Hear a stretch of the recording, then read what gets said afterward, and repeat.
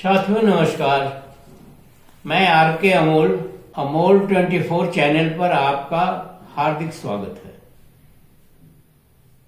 आज आपसे देश के वर्तमान स्थिति पर, वर्तमान दशा का एक चर्चा करना चाहते हैं।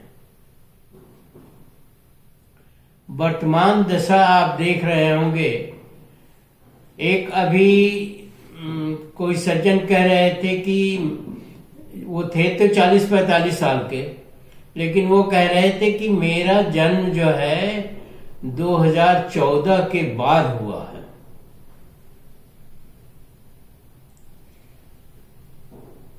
तो लोग हंसने लगे कि आप लगते तो 40-45 साल के हैं, आप कह रहे हैं हम 2014 के बाद पैदा हुए।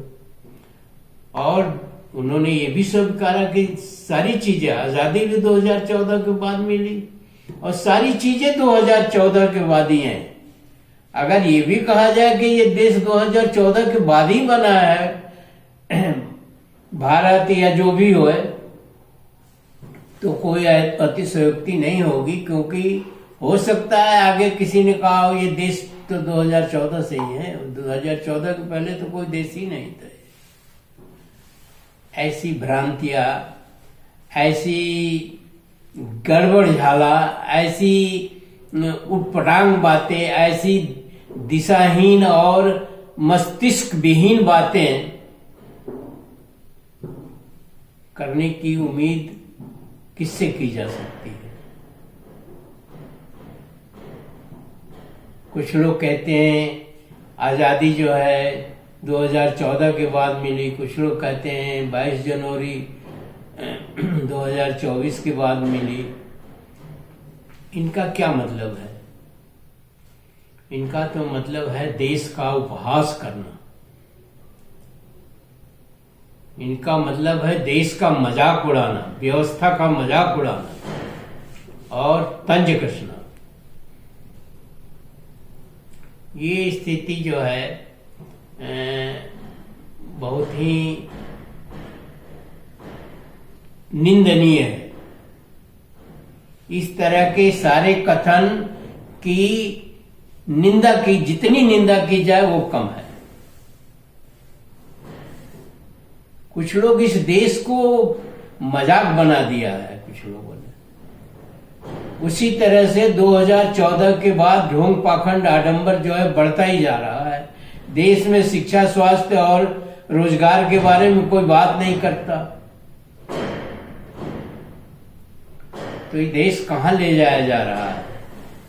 अभी आपके संज्ञान में सारी घटनाएं होंगी कि अमेरिका ने किस तरह का व्यवहार किया है अप्रवासी भारतीयों को यहां भेज करके। मानते हैं वो वैधानिक तरीके से नहीं गए थे, लेकिन ये तरीका जो है सही नहीं है। फिर भी कुछ ना तो सरकार ने कुछ कहा, लोगों ने जरूर कुछ बातें कही। इसी तरह के कुंभ को ले लीजिए। कुंभ में कहा जा रहा है कि 130 किलोमीटर लंबा जाम लगा हुआ है। कुंभ का प्रचार प्रसार किया जा रहा है। कुंभ में जिसको जाना होगा जाएगा, पर संवैधानिक पद पर बैठे हुए लोग हल्ला कर रहे हैं कि इतने करोड़ लोग आए, इतने करोड़ लोग आए, इतने करोड़ नहाए, और लोग आ रहे हैं, जा रहे हैं, व्यवस्था कुछ नहीं है। तो किस दिशा में जा रहा है देश और किस दिशा में हम जा रहे हैं, यह एक सोचनीय प्रश्न है। और अगर इसी तरह से होता रहा तो हम पतन की तरफ जा रहे हैं और हमारा पतन निश्चित है। कहीं कोई पाप नहीं धुलता है किसी नदी में नहाने से। कहीं कोई पर्व मनाने से कोई पुण्य नहीं होता है, कोई त्योहार मनाने से कोई पुण्य नहीं होता है। ये रीति रिवाज है, ये सनातन नहीं है, संस्कृति है। ये सनातन के बारे में भी गलतफहमी फैलाई जाती है। सनातन तो पहाड़ होता है, नदी होती है, समुद्र होता है, जो प्राकृतिक चीजें होती है वो सनातन होती है। कोई धर्म कैसे सनातन होगा? वो तो संस्कृति है। सनातन तो सारी दुनिया में एक ही होगा।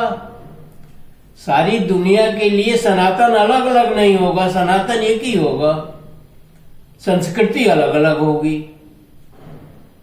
अब जनता तो मूर्ख है, मैं तो यही कहता हूं, अज्ञानी है, पूरी तरह से जागरूक नहीं है, तो उसे संस्कृति और सनातन में कोई अंतर तो नहीं मालूम होता। लेकिन जो लोग जानते हैं वो भी जानबूझ करके धर्म को सनातन कहते हैं। धर्म वो सनातन होगा जो पूरे विश्व में एक होगा।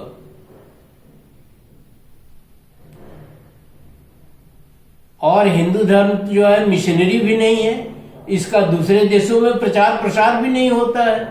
ये तो एक सीमित दायरे में जो है चलता रहता है, उसे सनातन कैसे कह दोगे आप?